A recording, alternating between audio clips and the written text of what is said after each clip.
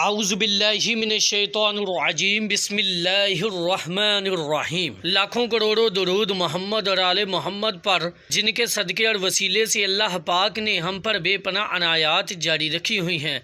الصلاۃ والسلام علیک یا سیدی یا رسول اللہ، الصلاۃ والسلام علیک یا سیدی یا حبیب اللہ، علی آلک و اصحابک یا سیدی یا رحمت للعالمین۔ درود شریف کے ممنوع اوقات۔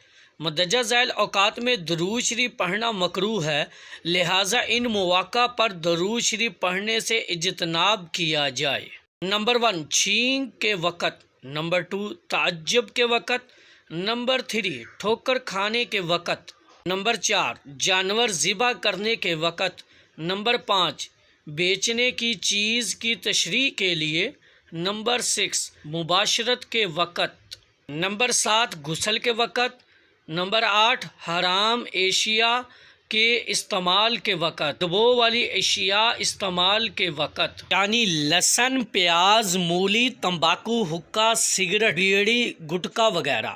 نمبر 10، نشہ آور اشیاء کے استعمال کے وقت۔ نمبر 11، پیشاب یا پخانے کے وقت۔ نمبر 12، غیبت اور جھوٹ والی مجلس میں۔ نمبر 13، غیر اخلاقی مجلس میں۔